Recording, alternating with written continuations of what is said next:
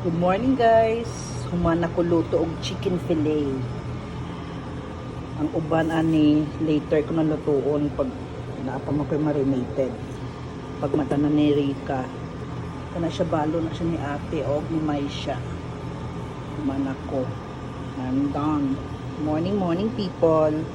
Ang kay ate na siya 5 ka chicken fillet with sausawan, ketchup and mayonnaise i-combine na ako.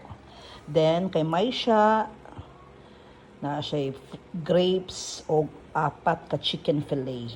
Muna na ilang balon for today. Si Rika dili magbalon ka exam week nila ata. Kaya, dili lang siya mo lunch sa balay. Magluto na lang ko later.